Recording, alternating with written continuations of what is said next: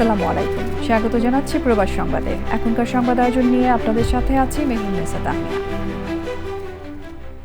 বিস্তারিত সংবাদের শুরুতে জানিয়ে দিচ্ছি ফ্রেমওয়ার্ক ফাইন্যান্স লিমিটেড প্রবাস সংবাদ শিরোনামগুলো। অস্ট্রেলিয়ার বিপক্ষে চতুর্থ দিনেই 9 উইকেটে টেস্ট জয়ে বাংলাদেশের ইতিহাস। ক্রিকেটে দেশের সবচেয়ে বড় অর্জন বলছেন টাইগার ক্যাপ্টেন।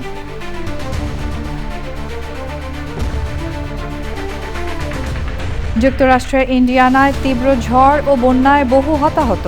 গত 100 বছরের রেকর্ড ভেঙে হোয়াইট রিভারের পানি বৃদ্ধিতে শত শত ঘরবাড়ি প্লাবিত।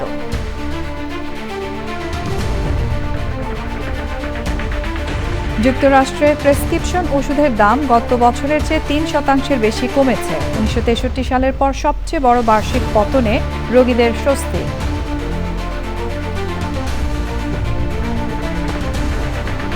এবং পর্তুগালে 15 দিনের ব্যবধানে 4 বাংলাদেশের মৃত্যু। কাজের সংকট, ঋণের বোঝা ও মানসিক চাপের কারণে এসব প্রাণহানি বলে ধারণা।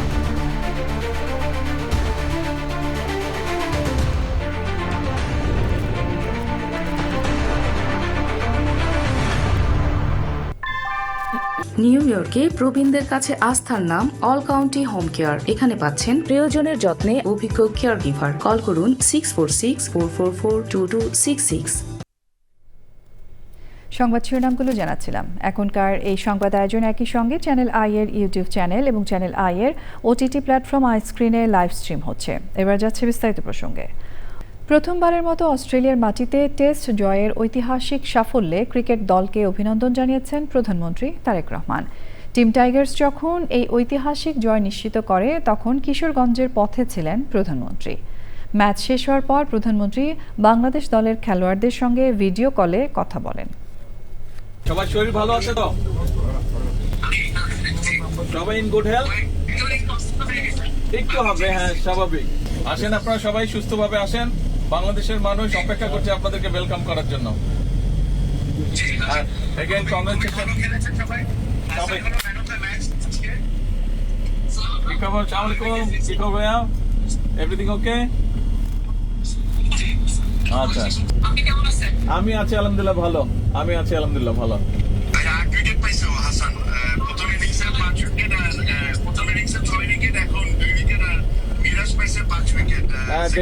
দেখলাম নিউজে।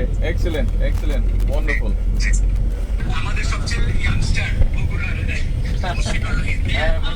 আসসালামু কি খবর ভাইয়া? আছি আলহামদুলিল্লাহ। শরীর ভালো?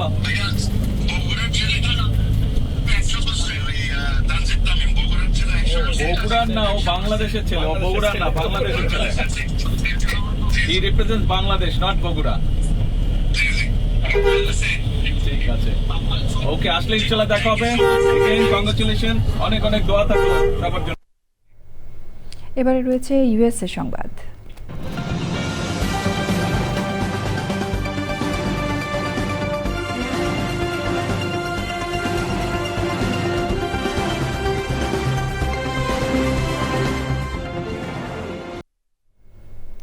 যুক্তরাষ্ট্রের মধ্যাঞ্চলীয় স্টেট ইন্ডিয়ানায় তীব্র ঝড় ও নজিরবিহীন বন্যায় অন্তত 5 জনের মৃত্যু হয়েছে। হোয়াইট রিভারের পানি গত 100 বছরের রেকর্ড ভেঙে বৃদ্ধি পাওয়ায় প্লাবিত হয়েছে শত শত ঘরবাড়ি। এদিকে প্রশান্ত মহাসাগরীয় স্টেট হাওয়াইতে চোখ রাঙাচ্ছে শক্তিশালী হারিকেন লালা। দুটি পৃথক দুর্যোগ মোকাবেলায় উদ্ধার কাজ জোরদার করা হয়েছে। দেখুন ডেস্ক রিপোর্ট। যুক্তরাষ্ট্রের ইন্ডিয়ানা স্টেটে 1 সপ্তাহ ধরে চলা টানা ভারী বৃষ্টিপাত ও ঝড়ে দেখা দিয়েছে বিগত 30 বছরের মধ্যে সবচেয়ে ভয়াবহ বন্যা। হোয়াইট রিভারের পানি উপচে পড়ে আশেপাশের এলাকা প্লাবিত হলে হাজার হাজার মানুষকে নিরাপদ আশ্রয়ে সরিয়ে নেওয়া হয়। দুর্যোগে গাছ পড়ে এবং বানের পানিতে ভেসে গিয়ে প্রাণ হারিয়েছেন অন্তত 5 জন। We do know of 5 fatalities that have been confirmed to be storm-related at this point.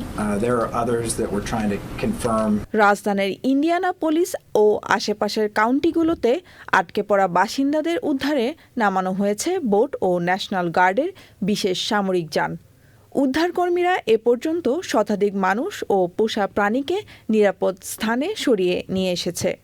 পরিস্থিতি বিচারে স্টেটে জরুরি অবস্থা অনুমোদন করেছেন প্রেসিডেন্ট ডোনাল্ড ট্রাম্প। অন্যদিকে প্রশান্ত মহাসাগরের হাওয়াই দ্বীপপুঞ্জে সরাসরি আছড়ে না পড়লেও ক্যাটাগরি 1 শক্তিশালী হেরিকেন লালার প্রভাবে শুরু হয়েছে তাণ্ডব। ঘণ্টায় 120 কিলোমিটার বেগে বয়ে যাওয়া বাতাস ও মুষলধারে বৃষ্টিতে বিগ আইল্যান্ডে সড়ক তলিয়ে গেছে এবং পাহাড় ধসের আশঙ্কা দেখা দিয়েছে। হাওয়াই গভর্নর জোস গ্রিন জানান, ঝড়ের কারণে ইতিমধ্যেই সড়ক দুর্ঘটনা ও ঘরবাড়ির ক্ষতির খবর পাওয়া গেছে। হাওয়াইয়ের বিভিন্ন দ্বীপে প্রায় 25 ইঞ্চি পর্যন্ত বৃষ্টিপাতের পূর্বাভাস দেওয়া হয়েছে, যার ফলে 10,000-এর বেশি গ্রাহক বিদ্যুৎ বিচ্ছিন্ন হয়ে পড়েছেন। স্টেট দুটিতেই সার্বিক পরিস্থিতি সামলাতে ও ক্ষতিগ্রস্তদের সহায়তায় কাজ করছে দুর্যোগ ব্যবস্থাপনা সংস্থাগুলো। Amina Rahman Supti, channel I. যুক্তরাষ্ট্রের ভার্জিনিয়া স্টেট ইউনিভার্সিটিতে বন্দুকধারীদের হামলায় এক শিক্ষার্থী সহ অন্তত 5 জন গুলিবিদ্ধ হয়েছে। নতুন শিক্ষাবর্ষ শুরুর ঠিক আগ মুহূর্তে বিশ্ববিদ্যালয় ক্যাম্পাসে এই গুলিবর্ষণের ঘটনায় জরুরি লকডাউন জারি করা হয়। ইতিমধ্যে এক সন্দেহভাজনকে গ্রেফতার করেছে পুলিশ। Desk report. যুক্তরাষ্ট্রের ভার্জিনিয়া স্টেটের ঐতিহাসিক চারুকলা বিশ্ববিদ্যালয়ে ভার্জিনিয়া স্টেট ইউনিভার্সিটির কোয়াড এনেক্স ডরমেটরির সামনে হঠাৎ শেষ রাতে হামলা চালায় দুর্বৃত্তরা। এতে ক্যাম্পাসের বাইরের 4 তরুণ ও বিশ্ববিদ্যালয়ের 20 বছর বয়সী এক শিক্ষার্থী গুলিবিদ্ধ হন। ঘটনার পর পুরো ক্যাম্পাসে আতঙ্ক ছড়িয়ে পড়ে এবং তাৎক্ষণিকভাবে জারি করা হয় লকডাউন। ঘটনার পর ক্যাম্পাসের ভেতরে তল্লাশি অভিযান শুরু করে চেস্টারফিল্ড কাউন্টি পুলিশ, বিএটিএফ সহ একাধিক আইন শৃঙ্খলা বাহিনী। অভিযানের এক পর্যায়ে একটি ডরমেটরির ভেতরে আলমারিতে লুকিয়ে থাকা 19 বছর বয়সী সন্দেহভাজন এক তরুণকে অস্ত্রসহ গ্রেপ্তার করা হয়। হামলায় আহতদের উদ্ধার করে দ্রুত স্থানীয় হাসপাতালে নিয়ে যাওয়া হয়। আহত 5 জনের মধ্যে একজনের অবস্থা আশঙ্কাজনক হলেও বাকি 4 জন এবং আহত ওই শিক্ষার্থী ইতোমধ্যেই চিকিৎসা নিয়ে শঙ্কামুক্ত রয়েছেন বলে নিশ্চিত করেছে কর্তৃপক্ষ। নতুন শিক্ষাবর্ষের ক্লাস শুরু হওয়ার ঠিক 2 দিন আগে এমন ঘটনায় উদ্বেগ ছড়িয়ে পড়েছে অভিভাবক ও শিক্ষার্থীদের মধ্যে। বিশ্ববিদ্যালয় কর্তৃপক্ষ বলছে, শিক্ষার্থীদের সর্বোচ্চ নিরাপত্তা নিশ্চিত করতে বাড়তি পদক্ষেপ নেওয়া হচ্ছে। গ্রেপ্তারকৃতদের বিরুদ্ধে একাধিক ফৌজদারি মামলা দায়েরের প্রস্তুতি চলছে। Enamul Kabir Rupam, channel I. Iran যুদ্ধের লক্ষ্য নিয়ে আবারও অবস্থান বদলেছে ট্রাম্প প্রশাসন। শুরুতে ইরানের সম্পূর্ণ আত্মসমর্পণ, শাসন ব্যবস্থার পরিবর্তন সহ কঠোর কয়েকটি লক্ষ্য সামনে রাখা হলেও এখন সেই তালিকা অনেকটাই ছোট হয়ে এসেছে। ভাইস প্রেসিডেন্ট জেডি ভ্যান্সের সাম্প্রতিক বক্তব্যে মিলেছে তারই ইঙ্গিত। যাযাবর মিন্টু রিপোর্ট। ইরান যুদ্ধে 6 মাস পেরিয়ে গেছে, কিন্তু যুদ্ধের লক্ষ্য কি এ নিয়ে এখনও স্পষ্ট অবস্থানে নেই ট্রাম্প প্রশাসন। শুরুতে ইরানের সম্পূর্ণ আত্মসমর্পণ, শাসন ব্যবস্থার পরিবর্তন, পারমাণবিক কর্মসূচি বন্ধ এবং মধ্যপ্রাচ্যে প্রক্সি গোষ্ঠীগুলোকে সমর্থন বন্ধ করার মতো একাধিক কঠোর লক্ষ্য ঘোষণা করা হয়েছিল। কিন্তু সময়ের সঙ্গে সেই লক্ষ্যগুলোর তালিকা ছোট হয়েছে। সবশেষ ভাইস প্রেসিডেন্ট জেডি ভ্যান্স যুদ্ধ শেষ করার 2টি প্রধান লক্ষ্য তুলে ধরেছেন। তার প্রথম লক্ষ্য উপসাগরের দেশগুলো থেকে বিশ্ববাজারে তেল ও গ্যাস সরবরাহ অব্যাহত রাখা এবং যুক্তরাষ্ট্রে জ্বালানির দাম স্থিতিশীল রাখা। আর দ্বিতীয় লক্ষ্য, ইরান যেন কখনোই পারমাণবিক অস্ত্র অর্জন করতে না পারে। ভ্যান্সের এই বক্তব্যকে গুরুত্বপূর্ণ পরিবর্তন হিসেবে দেখা যাচ্ছে, কারণ এর আগে প্রশাসনের আলোচনায় জ্বালানির দাম কম রাখাকে যুদ্ধের লক্ষ্য হিসেবে উল্লেখ করা হয়নি। বরং গত মে মাসে ট্রাম্প বলেছিলেন, ইরানের বিরুদ্ধে সামরিক পদক্ষেপের ক্ষেত্রে মার্কিন নাগরিকদের জ্বালানি খরচ তিনি বিবেচনায় নিচ্ছেন না। এর পাশাপাশি ইরানের পারমাণবিক কর্মসূচি নিয়েও ট্রাম্পের অবস্থানে নমনীয়তার ইঙ্গিত মিলেছে।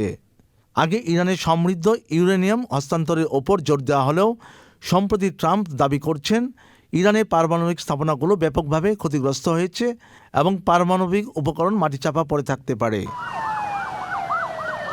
যদি শেষ পর্যন্ত যুদ্ধের প্রধান লক্ষ্য হয়ে দাঁড়ায় শুধু জ্বালানি সরবরাহ স্বাভাবিক রাখা এবং ইরানকে পারমাণবিক অস্ত্র অর্জন থেকে বিরত রাখা, তাহলে যুদ্ধ শুরুর সময় ঘোষিত উচ্চাভিলাষী লক্ষ্যগুলোর তুলনায় অর্জন অনেকটাই সীমিত হবে বলে মনে করছেন বিশ্লেষকরা।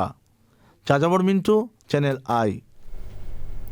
যুক্তরাষ্ট্রের নিউ ইয়র্ক স্টেটের অ্যাটর্নি জেনারেল লেটিশিয়া জেমসের বিরুদ্ধে রিপাবলিকান প্রার্থী সারিতা কোমাচিরেডিকে পূর্ণ সমর্থন দিয়েছেন প্রেসিডেন্ট ডোনাল্ড ট্রাম্প। ট্রাম্প সামাজিক মাধ্যমে জেমসের তীব্র সমালোচনা করে কোমাচিরেডিকে বিজয়ী করার আহ্বান জানান। সাবেক ফেডারেল প্রসিকিউটর ও বিচারক কোমাচিরেডিকে আইনশৃঙ্খলা রক্ষা এবং অর্থনীতি পুনরুদ্ধারে যোগ্য প্রার্থী হিসেবে উল্লেখ করেন। এর আগে মর্টগেজ জালিয়াতি মামলায় জেমসের সাথে ট্রাম্পের দীর্ঘদিনের আইনি লড়াই চলছিল। ট্রাম্পের এই সমর্থন পাওয়ার পর কোমাচিরেডি কৃতজ্ঞতা প্রকাশ করে আগামী নভেম্বরের নির্বাচনে জেমসকে পরাজিত করার আশাবাদ ব্যক্ত করেন। ট্রাম্প ও তার প্রতিষ্ঠানের বিরুদ্ধে জেমসের আনা আর্থিক জরিমানার মামলাটি সম্প্রতি উচ্চ আদালতে বাতিল হওয়ার পর এই নির্বাচনী দ্বন্দ্ব নতুন মাত্রা পেয়েছে। যুক্তরাষ্ট্রে প্রেসক্রিপশন ওষুধের দামে বড় স্বস্তির খবর মিলল। গত বছরের তুলনায় ওষুধের দাম কমেছে 3.1%। 1963 সালের পর এটি সবচেয়ে বড় বার্ষিক পতন। এতে স্বস্তি মিলেছে নিয়মিত ওষুধ সেবনকারী রোগী ও প্রবীণদের মধ্যে। তবে ওষুধের দাম কমলেও চিকিৎসার খরচ এখনও ঊর্ধ্বমুখী। ডেস্ক রিপোর্টে বিস্তারিত। যুক্তরাষ্ট্রে যেখানে দিন দিন বাড়ছে চিকিৎসার খরচ, সেখানে কমেছে প্রেসক্রিপশন ওষুধের দাম। ব্যুরো অফ লেবার স্ট্যাটিস্টিক্সের সর্বশেষ ভোক্তা মূল্য সূচকের তথ্য বলছে, জুলাই পর্যন্ত এক বছরে প্রেসক্রিপশন ওষুধের দাম কমেছে 3.1%। শুধু জুলাই মাসেই ওষুধের দাম কমেছে 0.8%। 1963 সালের পর এটাই সবচেয়ে বড় বার্ষিক পতন। তবে এই সুখবরের পুরোটা এখনই রোগীর পকেটে পৌঁছাবে তা নিশ্চিত নয়। কারণ জাতীয় পর্যায়ের মূল্য সূচক কমলেও একজন রোগী কতটা সাশ্রয় করবেন তা নির্ভর করে তার বীমা, মেডিকেয়ার কাভারেজ, কোন ওষুধ তিনি ব্যবহার করছেন এবং সেই ওষুধের জেনেরিক বিকল্প আছে কিনা তার ওপর। গত এক বছরে যুক্তরাষ্ট্রের চিকিৎসা সেবার সামগ্রিক খরচ বেড়েছে 1.7%। হাসপাতাল সেবার খরচ বেড়েছে 5.2%, আর ডেন্টাল সেবার খরচ বেড়েছে 5.1%। ওষুধের দাম কমার কৃতিত্ব নিচ্ছে ট্রাম্প প্রশাসন। তবে অর্থনীতিবিদরা বলছেন, আগের প্রশাসনের সময় পাস হওয়া মেডিকেয়ার প্রাইস নেগোসিয়েশন নীতি দাম কমার কারণ হতে পারে। সাদি Mahmud, desk report, channel I. যুক্তরাষ্ট্রের নাগরিকত্ব ও অভিবাসন সেবা সংস্থা USCIS আগামী 15 সেপ্টেম্বর থেকে তাদের দুটি গুরুত্বপূর্ণ অভিবাসন ফর্ম I-539 এবং I-765 এর নতুন সংস্করণ চালু করতে যাচ্ছে। Form I-539 non immigrant status বৃদ্ধি বা পরিবর্তনের জন্য ব্যবহৃত হয় এবং ফর্ম I-765 কাজের অনুমতির জন্য আবেদন করতে লাগে। আন্তর্জাতিক শিক্ষার্থী, এক্সচেঞ্জ ভিজিটর এবং বিদেশি গণমাধ্যম কর্মীদের নির্দিষ্ট মেয়াদ ও স্ট্যাটাস বাড়ানোর নতুন নিয়মের সাথে সামঞ্জস্য রাখতে এই পরিবর্তন আনা হয়েছে। বিশেষ করে যুক্তরাষ্ট্রে প্রবেশ, ভিসা ও অভিবাসন প্রক্রিয়ায় নিরাপত্তা যাচাই জোরদার করতেই এসব পরিবর্তন। 15 সেপ্টেম্বর 2026 বা তার পরে জমা দেয়া বা পোস্টমার্ক করা আবেদনে কেবল নতুন ফর্মটি গ্রহণযোগ্য হবে। পুরনো ফর্ম ব্যবহার করলে আবেদন সরাসরি বাতিল বা প্রত্যাখ্যাত হবে। নিউ জার্সির আটলান্টিক সিটিতে ঐতিহ্যবাহী ওয়েডিং অব দ্য সি অনুষ্ঠিত হয়েছে। আটলান্টিক মহাসাগর ও নগরীর দীর্ঘদিনের সম্পর্ককে উদযাপন করতে হার্ড রক ক্যাসিনো এবং মহাসাগরের তীরে আয়োজন করা হয় এই বিশেষ অনুষ্ঠান। সুব্রত চৌধুরীর রিপোর্ট। মহাসাগরের ঢেউ, ধর্মীয় আচার আর উৎসবের আমেজ সব মিলিয়ে আটলান্টিক সিটিতে অনুষ্ঠিত হলো ঐতিহ্যবাহী ওয়েডিং অব দ্য সি। প্রতি বছর আগস্ট মাসে অনুষ্ঠিত এই অনুষ্ঠানে আটলান্টিক সিটির সঙ্গে মহাসাগরের ঐতিহাসিক সম্পর্ককে প্রতীকীভাবে উদযাপন করা হয়। ধর্মীয় প্রার্থনা ও আনুষ্ঠানিকতার মধ্য দিয়ে মহাসাগরকে সম্মান জানানোর পাশাপাশি নগরীর শান্তি, সমৃদ্ধি ও নিরাপত্তার জন্য করা হয় বিশেষ প্রার্থনা। নানা বয়সী মানুষের উপস্থিতিতে অনুষ্ঠানটি পরিণত হয় এক মিলন মেলায়। মহাসাগর নির্ভর এই শহরের মানুষের কাছে ওয়েডিং অব দ্য সি শুধু একটি ধর্মীয় অনুষ্ঠান নয়, এটি ঐতিহ্য, সম্প্রীতি ও কমিউনিটির বন্ধনেরও প্রতীক। Subrata Chowdhury, Channel I, Atlantic City, New Jersey, America. যুক্তরাষ্ট্রের মিনিয়াপোলিসের মেয়র জ্যাকব ফ্রের নাচের একটি ভিডিও সামাজিক যোগাযোগ মাধ্যমে ব্যাপকভাবে ছড়িয়ে পড়েছে। সম্প্রতি মিনিয়াপোলিসে ব্ল্যাক এন্টারপ্রেনার স্টেট ফেয়ারে র্যাপ সঙ্গীতের সঙ্গে নাচতে দেখা যায় মেয়রকে। ভিডিওতে সানগ্লাস ও ক্যাজুয়াল পোশাকে গানটির তালে হাত, পা ও কোমর দোলাতে দেখা যায় 45 বছর বয়সী ফ্রেকে। অনুষ্ঠানের উপস্থাপকও তাকে নাচে উৎসাহ দেন। এরপরই ভিডিওটি সামাজিক যোগাযোগ মাধ্যমে ছড়িয়ে পড়ে। অবশ্য জনসম্মুখে নাচের ঘটনায় জ্যাকব ফ্রের এটাই প্রথম ভাইরাল হওয়া নয়। এর আগেও সোমালি স্বাধীনতা দিবসের অনুষ্ঠানে এবং 2025 সালে মেয়র নির্বাচনের প্রচারণায় তার নাচের ভিডিও সামাজিক যোগাযোগ মাধ্যমে ব্যাপক আলোচনায় এসেছিল। যুক্তরাষ্ট্রের নিউ ইয়র্ক শহরের ব্রুকলিনে প্রবাসী বিএনপি ও আওয়ামী লীগ নেতাকর্মীদের মধ্যে হাতাহাতির ঘটনা ঘটেছে। চার্চ এভিনিউ ও ম্যাকডোনাল্ড এভিনিউ সংলগ্ন এলাকায় দুই পক্ষের মধ্যে উত্তেজনার সৃষ্টি হয়। পরে স্থানীয় পুলিশ দ্রুত ঘটনাস্থলে গিয়ে পরিস্থিতি নিয়ন্ত্রণে আনে। প্রত্যক্ষদর্শীরা জানান, চার্চ এভিনিউ ও ম্যাকডোনাল্ড এভিনিউ মোড়ে রাজনৈতিক বিষয় ও সাম্প্রতিক নানা ইস্যু নিয়ে দুই পক্ষের কর্মীদের মধ্যে প্রথমে বাকবিতণ্ডা শুরু হয়। কথা কাটাকাটির এক পর্যায়ে তা হাতাহাতি ও ধাওয়া পাল্টা ধাওয়ায় রূপ নেয়। খবর পেয়ে নিউ ইয়র্ক পুলিশ ডিপার্টমেন্টের সদস্যরা গিয়ে দুই পক্ষকে সরিয়ে দেয়।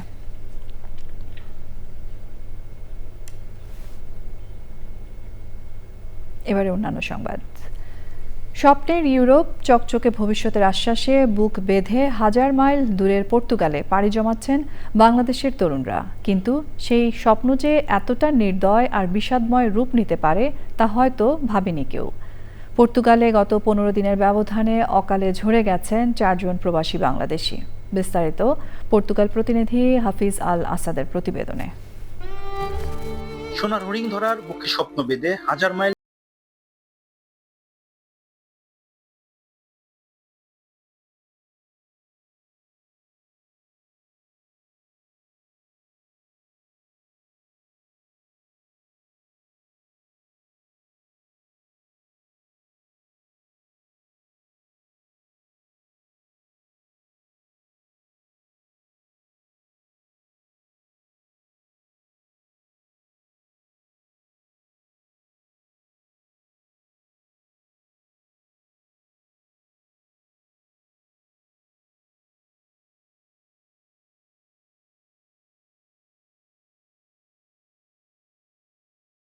মানসিক চাপ, দেশ থেকে আসার সময় মাথার উপর চেপে বসা ঋণের বোঝা আর পরিবারের আকাশচুম্বী প্রত্যাশা।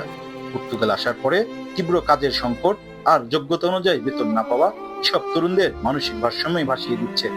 এর সাথে যুক্ত হচ্ছে তীব্র নিঃসঙ্গতা আর অজানা ভবিষ্যৎ নিয়ে মানসিক চিন্তা। আমার মতে প্রথমত পারিবারিক দুশ্চিন্তা, বিশাল অল্প বয়সে বিশাল ঋণের বোঝা এবং কাজের অনিশ্চয়তা। আমাদের হয়তো সময় লাগবে, ওই সময়টা যাতে পরিবার দেয়, এই সময়টা যাতে সমাজ দেয়, ওইভাবে সুন্দর করে গড়ে তুললে আমরা এই ধরনের বিপদ থেকে আশা করি ইনশাল্লাহ মুক্ত পাবো। দিনের পর দিন নির্ঘুম রাত, বুকে চেপে রাখা হতাশা, ভিতরে ভিতরে ভাঙতে থাকা মন শেষ পর্যন্ত কেড়ে নিচ্ছে জীবনের শেষ স্পন্দন। 24 বছরের জিহাদের মৃত্যুই যেন পর্তুগাল প্রবাসী সমাজের সেই জমে থাকা বেদনার এক মর্মান্তিক বিস্ফোরণ। প্রবাসে থাকা প্রিয়জনদের খবর নিন, তাদের দুঃখ কষ্টগুলো অনুভব করুন, কারণ প্রবাসে থাকা মানুষদের সবার গল্পের পিছনে রূপকথার গল্প লেখা থাকে না। কিছু প্রবাসীর গল্প লেখা শেষ হয় বুক ভরা কষ্টে আর আর্তনাদে। পর্তুগালের লিসবন থেকে হাফিজ আল আসাদ, চ্যানেল আই। বাহরাইনে বাংলাদেশ দূতাবাসে আনুষ্ঠানিকভাবে শুরু হয়েছে প্রবাসী বাংলাদেশিদের জাতীয় পরিচয়পত্র কার্যক্রম। নির্বাচন কমিশনের আয়োজনে এবং বাংলাদেশ দূতাবাসের সহযোগিতায় এই কার্যক্রমের উদ্বোধন করা হয়। এতে প্রবাসীদের সরকারি ও ডিজিটাল সেবা গ্রহণে এনআইডির গুরুত্ব তুলে ধরেন বক্তারা। বাহরাইন থেকে বিস্তারিত নাজির আহমেদের রিপোর্টে। বাহরাইনে বসবাসরত প্রবাসী বাংলাদেশিদের জন্য গুরুত্বপূর্ণ সেবা জাতীয় পরিচয়পত্র কার্যক্রমের আনুষ্ঠানিক উদ্বোধন করা হয়েছে। বাহরাইনে বাংলাদেশের রাষ্ট্রদূত মোহাম্মদ রইস হাসান সরোয়ারের সভাপতিত্বে প্রধান অতিথি ছিলেন বাংলাদেশ নির্বাচন কমিশনের কমিশনার আব্দুর রহমানেল মাসউদ। অনুষ্ঠানে দুজনকে আনুষ্ঠানিকভাবে জাতীয় পরিচয়পত্র তুলে দেওয়া হয়। দূতাবাসে এনআইডি সেবা চালু হওয়ায় প্রবাসীদের মধ্যে স্বস্তি ফিরেছে। দীর্ঘদিনের প্রত্যাশিত এই সেবা সহজে পাওয়ার সুযোগ তৈরি হওয়ায় সন্তোষ প্রকাশ করেছেন কমিউনিটির নেতারা। প্রবাসীদের বিভিন্ন সরকারি ও ডিজিটাল সেবা গ্রহণের ক্ষেত্রে জাতীয় পরিচয়পত্র গুরুত্বপূর্ণ ভূমিকা রাখবে উল্লেখ করে যাদের এনআইডি নেই তাদের দূতাবাসের মাধ্যমে আবেদন করার আহ্বান জানান বক্তারা। আমরা যারা বাহরাইনে বসবাস করছি, আজকে তাদের জন্য অত্যন্ত আনন্দের দিন। দীর্ঘ প্রতীক্ষার পর আজকে আমরা এনআইডি কার্যক্রম শুরু করতে পেরেছি। আমরা আবারও ধন্যবাদ জানাচ্ছি বাংলাদেশ সরকারকে, বিশেষ করে ইলেকশন কমিশনকে। বাহরাইন সহ 18টি দেশে এই কার্যক্রম চালু আছে। ওখানকার যারা প্রবাসীরা আপনারা আছেন, তারা সহজেই এমবেসির কাছে উপস্থিত হয়ে আপনাদের ন্যাশনাল আইডি কার্ড করতে পারবে। আমরা বাংলাদেশ সরকারকেও অনেক অনেক আন্তরিক ধন্যবাদ দিচ্ছি। বাহরাইনের প্রবাসী বাংলাদেশিদের দীর্ঘদিনের প্রত্যাশিত জাতীয় পরিচয়পত্র সেবা এখন থেকে দূতাবাসের মাধ্যমে পাওয়ার সুযোগ তৈরি হলো। যদিও দূতাবাসের মাধ্যমে সংশোধনের সেবা এই মুহূর্তে পাওয়া না গেলেও শীঘ্রই তা চালু হবে প্রত্যাশা করছেন প্রবাসীরা। দীর্ঘ প্রতীক্ষার পর বাহরাইনে শুরু হচ্ছে এনআইডি কার্যক্রম। এতে প্রবাসীরা অত্যন্ত আনন্দিত। যদিও বর্তমানে কারেকশনের সুযোগ নেই, কিন্তু খুব শীঘ্রই সেই বিষয়টি চালু হবে বলে তারা প্রত্যাশা করছেন। নাজির আহমেদ, চ্যানেল আই, বাহরাইন।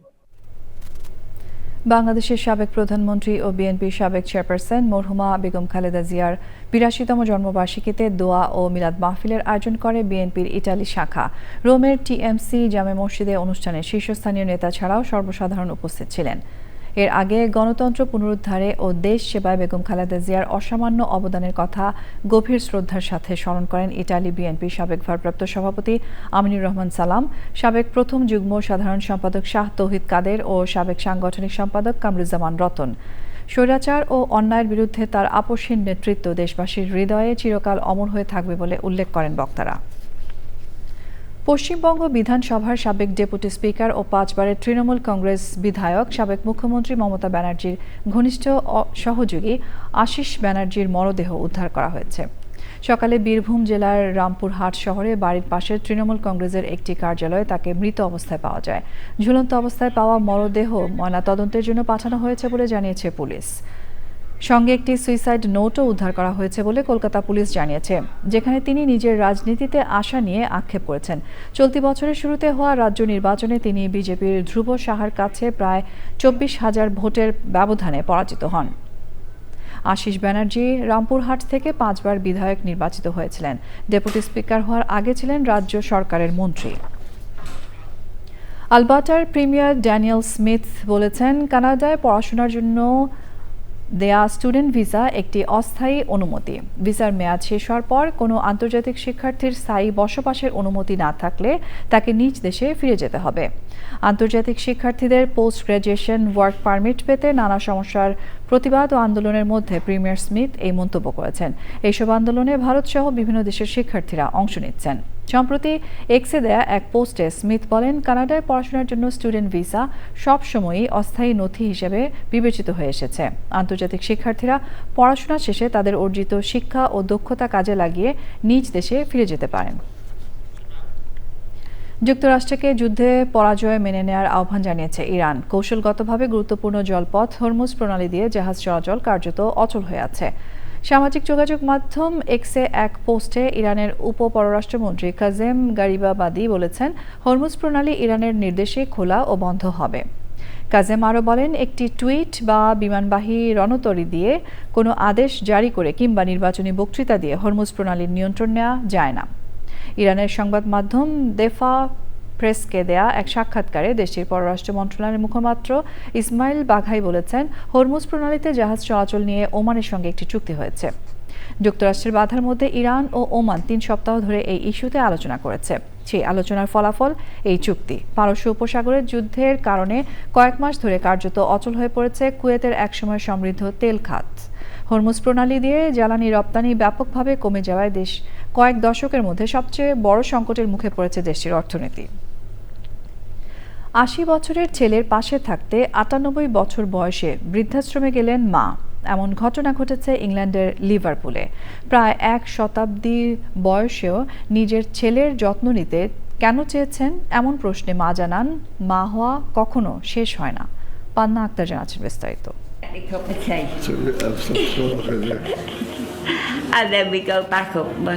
পৃথিবীর যে প্রান্তেই হোক না কেন, মায়ের কাছে সন্তানরা কখনো বড় হয় না। বয়স যতই হোক, সন্তানদের প্রতি মায়ের মমতা থেকে যায় ঠিক আগের মতোই। এই কথাটা যেন বাস্তবে রূপ দিয়েছেন 98 বছর বয়সী এক মা। শুধু 80 বছরের ছেলের পাশে থাকতে জীবনের শেষ বয়সে নিজের ঠিকানাটাও বদলে ফেলেছেন তিনি।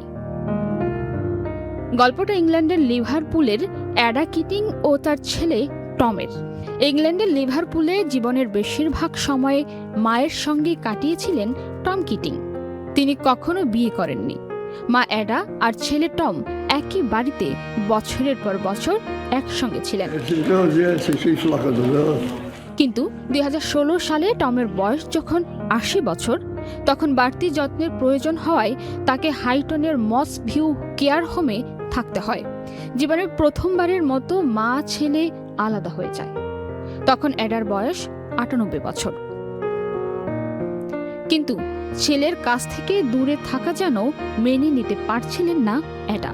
1 বছরের কিছু বেশি সময় পর তিনি নিজেও সেই একই কেয়ার হোমে চলে আসেন, নিজের জন্য নয় বরং ছেলের পাশে থাকার জন্য। এরপর কেয়ার হোমে প্রতিদিনের দৃশ্যটা যেন বদলে গেল। সকালে অ্যাডা ছেলের ঘরে গিয়ে জানাতেন তিনি নাস্তা করতে নিচে যাচ্ছেন। রাতে আবার টমের কাছে এসে শুভরাত্রি বলতেন। দুজন একসঙ্গে চা খেতেন, টেলিভিশন দেখতেন, খেলাধুলা করতেন। তাদের পছন্দের অনুষ্ঠান ছিল অ্যামারডেল। অ্যাডা চুল কাটাতে বাইরে গেলে টম অপেক্ষা করতেন মায়ের ফেরার জন্য। মা দরজা দিয়ে ফিরলেই 80 বছর বয়সের ছেলে 2 হাত বাড়িয়ে তাকে জড়িয়ে ধরতেন। অবসরের আগে অ্যাডা সহকারী নার্স হিসেবে কাজ করেছেন, আর টম ছিলেন রং মিস্ত্রি ও ঘর সাজানোর কাজে। প্রায় 1 শতাব্দী বয়সেও নিজের ছেলের যত্ন নিতে চেয়েছিলেন অ্যাডা। অ্যাডাকে যখন জিজ্ঞাসা করা হয়েছিল কেন তিনি ছেলের কাছে চলে এসেছেন, তখন উত্তর ছিল খুব ছোট কিন্তু পৃথিবীর সবচেয়ে গভীর কথাগুলোর একটি। তার উত্তরটি ছিল, মা হওয়া কখনো শেষ হয় না, সন্তান বড় হয়ে যায়, কিন্তু মায়ের মনটা যেন সেই জায়গাতেই থেকে যায় যেখানে সন্তান প্রথমবার মায়ের আঙুল ধরে হাঁটতে শিখেছিল। পান্না আক্তার, চ্যানেল আই। সংবাদ শেষ করব ফ্রেমওয়ার্ক ফাইন্যান্স লিমিটেড প্রবাস সংবাদ শিরোনামগুলো আরও একবার জানিয়ে দিয়ে। অস্ট্রেলিয়ার বিপক্ষে চতুর্থ দিনেই 9 উইকেটে টেস্ট জয়ে বাংলাদেশের ইতিহাস। ক্রিকেটে দেশের সবচেয়ে বড় অর্জন বলছেন টাইগার ক্যাপ্টেন।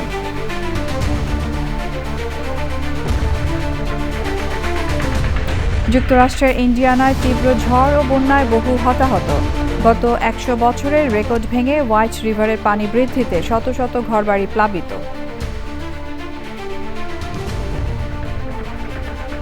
যুক্তরাষ্ট্রে প্রেসক্রিপশন ওষুধের দাম গত বছরের চেয়ে 3% বেশি কমেছে। 1963 সালের পর সবচেয়ে বড় বার্ষিক পতনে রোগীদের স্বস্তি।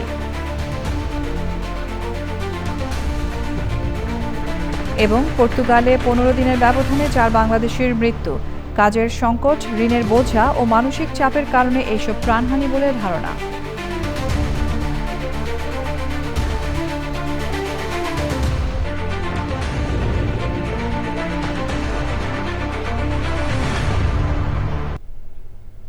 প্রিয় দর্শক, দেশের সবচেয়ে জনপ্রিয় টেলিভিশন চ্যানেল আইয়ের সর্বশেষ সংবাদ জানতে ভিজিট করুন channelionline.com। আমাদের সোশ্যাল মিডিয়া প্ল্যাটফর্মগুলোর পাশাপাশি যুক্ত থাকুন ওটিটি প্ল্যাটফর্ম আইস্ক্রিনের সাথে। এরই সঙ্গে শেষ করছি এখনকার প্রবাস সংবাদ আয়োজন। ধন্যবাদ এতক্ষণ আমাদের সঙ্গে থাকার জন্য।